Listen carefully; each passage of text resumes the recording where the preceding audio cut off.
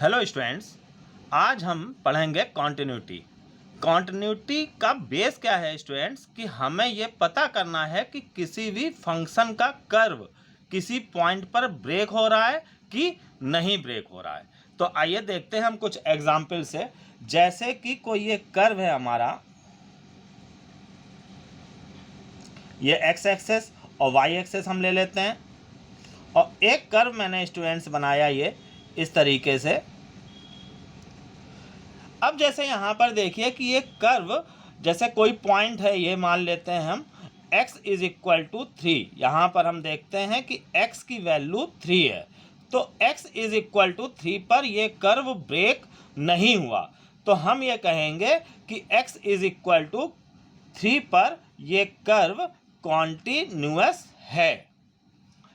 अब एक और एग्जाम्पल देखिए। जैसे कि एक कर्व हम बनाते हैं यहाँ पे स्टूडेंट्स, एक कर्व जैसे ये इस तरह से आया ये, और यहाँ पर थोड़ा सा ब्रेक करके हम इसको आगे कर्व को इस तरह से बढ़ा देते हैं। तो अब इसको देखिए, यहाँ पर इस पॉइंट पर एक लूप आ गया है, मतलब कुछ गैप आ गया है। मान लीजिए ये point x is equal to 3 है, तो अब हम यहाँ पर कहेंगे कि x इज इक्वल टू 3 पर कर्व ब्रेक हो गया है। तो अगर x इज इक्वल टू 3 पर कर्व ब्रेक हुआ है तो हम ये कहेंगे कि यहाँ पर ये कर्व जो है, यानी कि ये जो फंक्शन है, ये नॉट कॉन्टिन्यूअस है, या इसको कहा जाएगा डिसकॉन्टिन्यूअस। तो आप इन दो एग्जाम्पल से समझ गए होंगे कि हमारा कर्व जब ब्रेक हो रहा है तो जिस पॉइंट पर ब्रेक हो रहा है उस पॉइंट पर वो कर्व डिसकॉन्टिन्यूअस होगा, और अगर कर्व ब्रेक नहीं हो रहा है तो उस पॉइंट पर वो कर्व कॉन्टिन्यूअस होगा। अब स्टूडेंट्स कुछ एग्जाम्पल से हम समझते हैं कि कर्व कैसे कॉन्टिन्यूअस होता है और कैसे डिसकॉन्टिन्यूअस होता है। जैसे अभी इस एग्जाम्पल पे आते हैं हम। जैसे fx is equal to x है, या इसी को हम लिख सकते हैं और y equal to x, fx ही यहाँ पर y होता है। तो स्टूडेंट्स हम जानते हैं कि y इक्वल टू x जो है वो ओरिजिन से जाने वाली लाइन होती है। हम एक्सेस ले लेते हैं, ये y equal to x origin से जाने वाली लाइन है। तो इस तरीके से हमने ये y इक्वल टू x का कर्व ड्रॉ किया।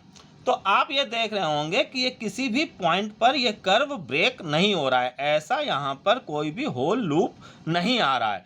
तो मीन्स हम ये कहेंगे कि x की हर वैल्यू के लिए ये कॉन्टिन्यूअस है।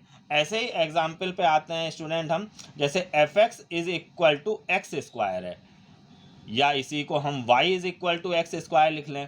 तो ये स्टूडेंट्स पैराबोला है। क्लास 11th में आपने x square equal to 4ay ये पैराबोला पढ़ा होगा। ये जो ऊपर की साइड का ये पैराबोला होता है। तो इस पैराबोला में हम देखिए यहाँ पर कि कहीं पर भी कोई भी इस तरह का होल या लूप, इसको बोलते हैं, नहीं आ रहा है। तो यानी कि ये भी x की सारी वैल्यूज के लिए कॉन्टिन्यूअस है। ऐसे ही एग्जाम्पल देखते हैं स्टूडेंट्स कि आपने जैसे पढ़ा fx is equal to sine x. Sine x का कर्व आपने पढ़ा है, इधर ये इस तरीके से ये साइन एक्स का कर्व होता है, ऐसे ये इधर भी आ जाता है।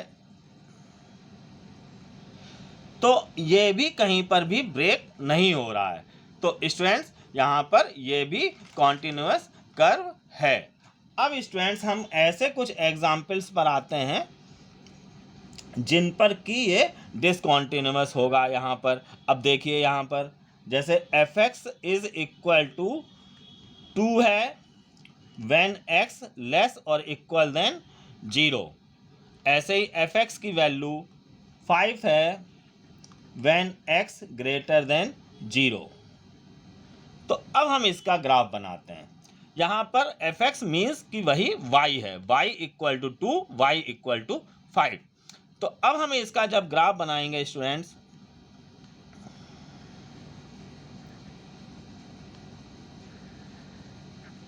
तो देखिएगा यहाँ पर मैं इधर ये ले लेता हूँ 1 2 3 4 5।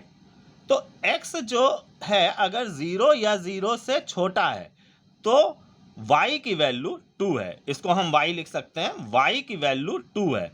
तो x अगर 0 छोटा है मीन्स कि इधर की ओर, यहाँ पर इतने पोर्शन में ये निगेटिव x एक्सेस की डायरेक्शन में x लेस देन 0 होता है और पॉजिटिव x एक्सेस की डायरेक्शन में इतने में ये x ग्रेटर देन 0 होता है। तो x 0 या 0 छोटा है तो y की वैल्यू 2 है, देखिए 1 2। तो यानी कि इसका ग्राफ इतना आएगा, ये देखिए y की वैल्यू इस पॉइंट पे, चाहे इस पॉइंट पे, इस लाइन के किसी भी पॉइंट पे हम देखेंगे तो y की वैल्यू 2 आएगी यहाँ पर। तो x अगर 0 से छोटा है तो y की वैल्यू 2 है, तो उसका ग्राफ ये हो गया। और 0 पर y की वैल्यू 2 है तो यहाँ पर x 0 होगा, इस y एक्सेस के किसी पॉइंट पर x 0 होगा, तो ये यहाँ पर आ गया। ये x इक्वल टू 0 पे y की वैल्यू 2 और x अगर 0 से छोटा है इधर कहीं पर भी तो भी y की वैल्यू 2 है। अब लेकिन x अगर 0 से बड़ा है, यानी कि अगर हम इधर की ओर बढ़ते हैं तो y की वैल्यू 5 है। तो देखिए यहाँ पर x अगर 0 से बड़ा है मीन्स कि राइट साइड में y की वैल्यू 5 है। तो ये देखिए 1 2 3 4 5 मैंने ये लिया है, तो इसका यहाँ पे अगर हम ग्राफ लेंगे तो ये इस तरीके से जाएगा।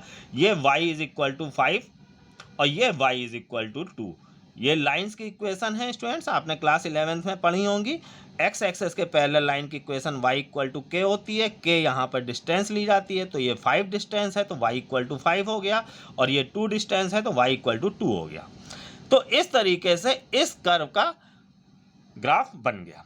अब स्टूडेंट्स इसमें हम देखते हैं यहाँ पर कि ये बीच में ब्रेक हुआ है, इस 0 पर ये ब्रेक हुआ है। देखिए कर्व ये अभी तक ऐसे आ रहा था, फिर यहाँ पे 0 पे ये y की वैल्यू 2 और इसके बाद 0 के आगे जब हम बढ़े तो कर्व ये यहाँ से चालू हो गया। तो अब यहाँ पर आप देख पा रहे होंगे कि x इक्वल टू 0 पर ये कर्व ब्रेक हुआ है, तो यानी कि x इज इक्वल टू 0 पे ये डिसकॉन्टिन्यूअस होगा। हम क्या बोलेंगे इसको कि ये डिसकॉन्टिन्यूअस है एट x इक्वल टू 0। तो यहाँ पर इन ग्राफ्स में आपने देखा कि कहीं पर कोई भी ब्रेक नहीं आ रहा था। एक सीधी सी लैंग्वेज में स्टूडेंट्स ये कहा जाता है कि अगर हम कर्व प्लॉट करें तो जैसे हम इसको प्लॉट कर रहे हैं, ये इसको हम बना रहे हैं, तो कहीं पर भी हमको पेन उठाना ही ना पड़े। जैसे इसको बनाने में देखिए ये आप आराम से आप पेन चलाते जाएंगे, कहीं पर भी आपको पेन उठाना नहीं पड़ेगा। और जबकि इस कर्व को अगर आप बनाना चाहेंगे तो देखिए यहाँ पे स्टूडेंट्स जैसे हम ये आए, इधर की ओर आए, यहाँ पर रुक गया, उसके बाद फिर यहाँ से यहाँ पे हमें चालू करने के लिए पेन को उठाना ही पड़ेगा। तो अगर किसी कर्व को प्लॉट करने में अगर हमको पेन को उठाना पड़ जाता है तो समझ लीजिए कि उस पॉइंट पर वो डिसकॉन्टिन्यूअस है। एक और एग्जाम्पल पे आते हैं स्टूडेंट्स, जैसे fx इज इक्वल टू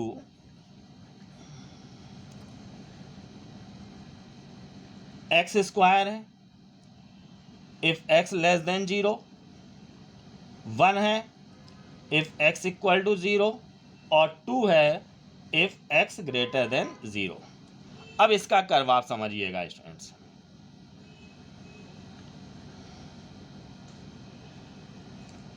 तो यही fx, इसको हम y मान लेते हैं, y equal to x square है। फिर से ये यही ऐसा पैराबोला हो गया, लेकिन अब हम ये पूरा पैराबोला ड्रॉ नहीं करेंगे क्योंकि fx equal to x square है केवल x लेस देन 0 पे, मीन्स कि इतने पोर्शन में ये पोर्शन जो है वो x लेस देन 0 का है।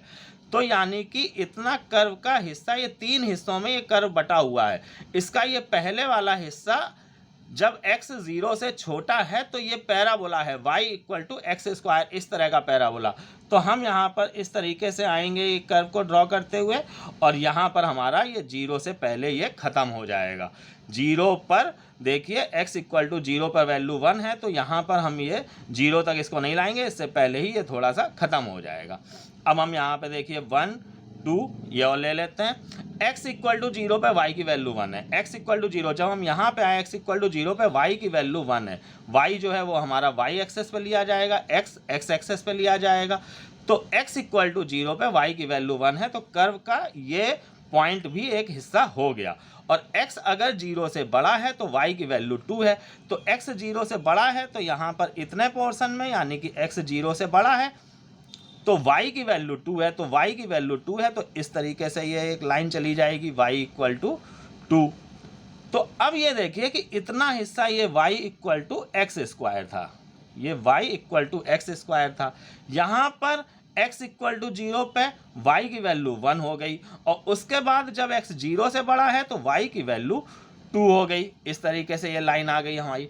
तो अब कुल मिला के इस फंक्शन का हमने जो कर्व प्लॉट किया है, इसको आप अगर देखें कि इधर से ये इस तरह से आ रहा था, 0 से पहले ये ऐसा आया, फिर 0 पे वैल्यू यहाँ पर पहुँच गई 1, और जब 0 से आगे बढ़े हम, 0 से वैल्यू बढ़ी हमारी, तब फिर ये हमको एक लाइन मिल गई।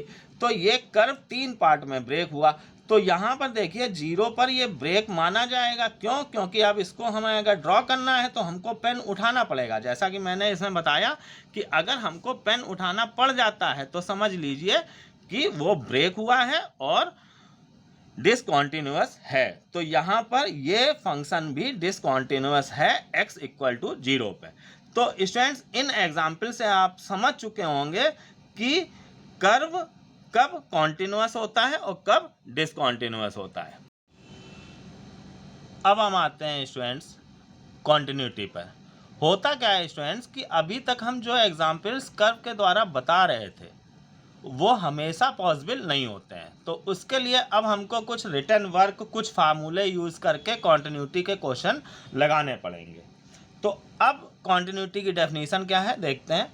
Any function f x is said to be continuous at x equal to a if right hand limit equal to left hand limit equal to f a. मतलब कि कोई भी फंक्शन एफ एक्स जो है वो x is equal to continuous पे होगा जब राइट लेफ्ट लिमिट और उस पॉइंट पर फंक्शन की वैल्यू इक्वल हो। अब इन सब का क्या मतलब है आप ये समझिएगा। राइट हैंड लिमिट को हम शो करते हैं limit x tends to a plus a की राइट हैंड लिमिट को शो किया जाएगा limit x tends to a plus f x, और लेफ्ट हैंड लिमिट को हम शो करेंगे limit x tends to a minus f x, और f a से ही शो होगा। तो यहाँ पर ये तीनों क्वांटिटी इक्वल होनी चाहिए। ये लेफ्ट हैंड और राइट हैंड लिमिट का कॉन्सेप्ट आपने क्लास 11th में लिमिट्स में पढ़ा होगा। अगर आपको वो नहीं आता है तो उसका वीडियो आप डिस्क्रिप्शन बॉक्स में जाकर लिंक देख लीजिएगा, आप उसको भी देख लीजिएगा। तो अब हम यहाँ पर ये होती क्या है और इनका क्या फार्मूला होगा, ये तो मैंने राइट हैंड लिमिट को शो करने का, लिखने का तरीका केवल बताया है कि उसका नोटेशन क्या होगा, उसको शो कैसे किया जाएगा। तो अब होता क्या है एक्चुअल में, ये स्टूडेंट्स देखिए, एक नंबर लाइन पर हम आते हैं, माइनस इनफाइनाइट से प्लस इनफाइनाइट तक की एक नंबर लाइन ले ली हमने। इसमें कहीं बीच में हम मान लेते हैं कि ये पॉइंट है x is equal to a। अब इसके राइट साइड में हम एक निग्लेजिबल डिस्टेंस पर, निग्लेजिबल डिस्टेंस h ले लेते हैं। इस पर हम एक पॉइंट अगर लेना चाहते हैं तो देखिए यहाँ पर ये a था, इसमें h ऐड हो गया, तो ये पॉइंट हमारा हो जाएगा x is equal to a plus h. ऐसे ही अब हम लेफ्ट साइड में हम h निग्लेजिबल डिस्टेंस पर एक पॉइंट ले लेते हैं, तो ये a में h कम हो गया, तो यहाँ पर हो जाएगा हमारा x is equal to a minus h. तो अब इस पॉइंट पर x की वैल्यू a है, इस पॉइंट पर x की वैल्यू a माइनस एच है, और इस पॉइंट पर x की वैल्यू a प्लस एच है। अब हम इन तीनों पॉइंट्स पर अगर फंक्शन की वैल्यू निकालें तो x is equal to a पर फंक्शन की वैल्यू एफ ए होगी। एफ एक्स कोई फंक्शन है, उसमें हमने x की जगह a रिप्लेस कर दिया तो एफ ए आ गई। इस पॉइंट पर फंक्शन की value f a plus H होगी, और इस पॉइंट पर फंक्शन की value f a minus H होगी। बट स्टूडेंट, जैसा कि मैंने बताया यहाँ पर कि h निग्लेजिबल डिस्टेंस है, यानी कि ये लगभग 0 के बराबर है, तो हम स्टूडेंट्स यहाँ पर लिमिट h टेंस टू 0 ले लेंगे। इसका क्या मतलब होता है कि h जो है वो लगभग 0 के बराबर है। ऐसे यहाँ पर भी हम लिमिट लगा देंगे लिमिट h टेंस टू 0। तो अब स्टूडेंट देखिए, ये एफ ए जो है x is equal to a पर फंक्शन की वैल्यू ही और limit h tends to 0 f a plus h, ये x is equal to a plus h पर फंक्शन की वैल्यू हुई, और limit h tends to 0 f a minus h, ये x is equal to a minus h पर function की value हुई। अगर ये तीनों वैल्यूज इक्वल हैं तो function x is equal to ए पर कॉन्टिन्यूअस होगा। तो हमारा यही राइट हैंड लिमिट का फार्मूला हो जाएगा और ये लेफ्ट हैंड लिमिट का फार्मूला हो जाएगा। तो कुल मिला के अब हम यहाँ पर राइट हैंड लिमिट को लिख सकते हैं, limit h tends to 0 f a minus h, sorry a plus h होगा राइट हैंड लिमिट, और लेफ्ट हैंड लिमिट को हम लिख लेंगे लिमिट h टेंस टू 0, ये लेफ्ट हैंड लिमिट हो जाएगी, एफ ए माइनस एच और इक्वल टू एफ ए। तो फाइनली देखिए ये तो right hand left hand limit मैंने लिख दिया। ये right hand left hand limit के नोटेशंस हुए कि हम उनको किससे शो करेंगे, और ये राइट हैंड और लेफ्ट हैंड लिमिट के लिए फार्मूले हुए। तो अब हम इनको कैसे क्या यूज करेंगे क्वेश्चंस में, ये आप देखिएगा।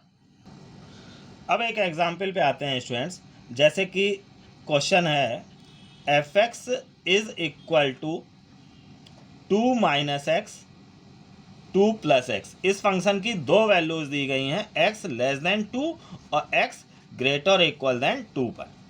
अब हमको यहाँ पर इसकी कॉन्टिन्यूटी चेक करनी है x इज इक्वल टू 2 पर। तो हम x इज इक्वल टू 2 पर फंक्शन की वैल्यू निकालेंगे, राइट हैंड लिमिट निकालेंगे और लेफ्ट हैंड लिमिट निकालेंगे, और ये तीनों अगर इक्वल हैं तो फंक्शन कॉन्टिन्यूअस होगा, और नहीं इक्वल है तो डिसकॉन्टिन्यूअस होगा। तो अब हम सबसे पहले आते हैं एफ ए मीन्स की F2 निकालेंगे। अब देखिए यहाँ पर a की जगह 2 हो गया है। ये जो डेफिनेशन मैंने लिखी थी x is equal to a पर लिखी थी, और जबकि यहाँ पर क्या है, a की जगह 2, तो F2 लेंगे। तो अब हम यहाँ पर ये देखेंगे कि ये 2 हमारा किस इंटरवल में आएगा, इस बात को स्टूडेंट ढंग से समझिएगा। तो यहाँ पर 2 आ रहा है इस इंटरवल में, तो इस इंटरवल में फंक्शन की वैल्यू 2 प्लस एक्स है। तो हम यहाँ पर 2 जो है x की जगह रख देंगे, क्योंकि x की जगह 2 आ गया है, तो ये 2 प्लस 2 इक्वल टू 4 हो जाएगा। अब ऐसे ही हम आते हैं right hand limit. Right hand limit हम चाहें तो जैसे ये राइट हैंड लिमिट लिखें या ये वाला नोटेशन यूज करें, limit x tends to 2 plus a plus की जगह 2 प्लस एफ एक्स। तो राइट हैंड लिमिट भी हम लिख सकते हैं या ये भी लिख सकते हैं, इन दोनों में कोई एक चीज़ यहाँ पे लिख सकते हैं। अब इक्वल टू ये इसका फार्मूला लिखना कंपलसरी है, हम इसका फार्मूला लिखेंगे, limit h tends to 0 f a plus h की जगह आ जाएगा 2 प्लस एच। अब स्टूडेंट्स हम इसमें देखेंगे यहाँ पर कि एफ 2 प्लस एच की वैल्यू क्या होगी, लिमिट h टेंस टू 0 अभी लिखा रहेगा। स्टूडेंट्स इसमें लिमिट का कॉन्सेप्ट यूज हो रहा है, तो इसके लिए आपको लिमिट्स जो है क्लास 11th में पढ़ चुके हैं, वो आपको क्लियर होनी चाहिए। अब f2 प्लस एच, तो यहाँ पर ये 2 से थोड़ा सा बड़ा है। देखिए जो भी x की जगह आ गया, x की जगह क्या आ गया यहाँ पर 2 प्लस एच, तो ये 2 प्लस एच जो है वो 2 से थोड़ा बड़ा है, मीन्स कि इस इंटरवल में आएगा। तो इस इंटरवल में फंक्शन की वैल्यू ये है 2 प्लस एक्स। तो हम यहाँ पर रखेंगे 2 प्लस एक्स की जगह यहाँ पे जो भी आ गया, तो क्या आ गया x की जगह 2 प्लस एच, तो हमने यहाँ पे 2 प्लस एच लिख दिया। तो इस तरीके से ये आ गया limit h tends to 0 4 plus h. अब हम इसमें लिमिट लगा देंगे तो हमारा 4 आ जाएगा, h की जगह हम 0 रख देंगे, तो राइट हैंड लिमिट 4 आ गई।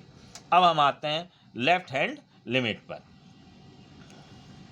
लेफ्ट हैंड लिमिट, अब हम लेफ्ट हैंड लिमिट लिखें या इसका ये नोटेशन लिखें कि limit x tends to 2 minus, अब a की जगह हम 2 पे चेक कर रहे हैं इस क्वेश्चन में, तो 2 माइनस एफ एक्स।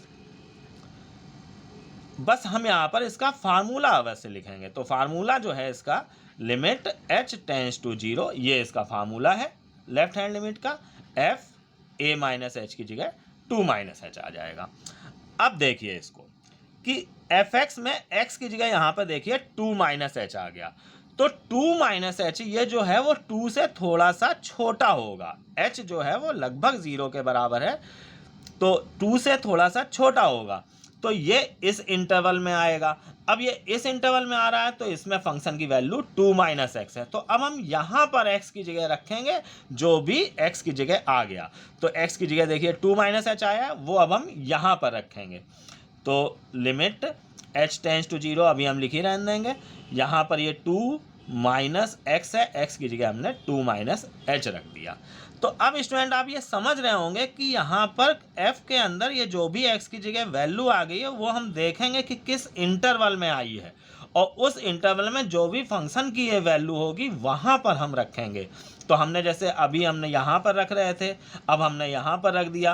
तो ये सब हम इस पर डिपेंड करेगा ये कि यहाँ पर क्या आ गया x की जगह। तो जैसे x की जगह 2 - h आया, ये 2 से छोटा है तो ये इस इंटरवल में है, इस इंटरवल में फंक्शन की वैल्यू ये है 2 - x, तो अब हम इसमें रख रहे हैं। तो अब इस तरीके से देखिए ये 2 2 कैंसिल हो जाएगा, केवल बचेगा limit h tends to 0 h। अब हम यहाँ पर h की जगह 0 रख देंगे तो ये हमारा 0 आ जाएगा। तो अब इस तरीके से हमने यहाँ पर तीनों क्वांटिटी निकाल ली, देख लिए f2 निकाल लिया, राइट हैंड लिमिट निकाल ली और लेफ्ट हैंड लिमिट निकाल ली, लेकिन ये तीनों इक्वल नहीं आए, मीन्स कि यहाँ पर फंक्शन जो है वो डिसकंटिन्यूअस है। अब हम इसको लिखेंगे कैसे, इस तरीके से here right hand limit equal to, देखिए राइट हैंड लिमिट और f2 इक्वल है तो इनको हम पहले लिख दे रहे हैं, और ये लेफ्ट हैंड लिमिट इक्वल नहीं है तो ये हमने बाद में लिख दिया, और यहाँ पे नॉट इक्वल का साइन लगा दिया। तो इस तरह से आप देख रहे होंगे right hand limit equal to f2 is not equal to left hand limit. तो और इसके बाद हम ये लिख देंगे hence fx is discontinuous at x is equal to 2। तो इस तरीके से हमारा ये चेक हो गया। तो स्टूडेंट्स अब इस एग्जाम्पल से आप समझ चुके होंगे कि कॉन्टिन्यूटी के क्वेश्चंस को हम कैसे करेंगे, और बाकी आप ग्राफ से भी समझ चुके होंगे कि कब फंक्शन कॉन्टिन्यूअस होगा और कब नहीं होगा। अब स्टूडेंट्स कॉन्टिन्यूटी के इम्पॉर्टेंट और हाई लेवल क्वेश्चंस को पढ़ने के लिए आप मेरा नेक्स्ट वीडियो जरूर देखें, जिसका लिंक आपको डिस्क्रिप्शन बॉक्स में मिल जाएगा। स्टूडेंट्स अगर आपको वीडियो पसंद आया हो तो उसे अपने परम मित्रों से अवश्य शेयर करें, और ऐसे ही वीडियो को देखने के लिए मेरा चैनल सब्सक्राइब करें।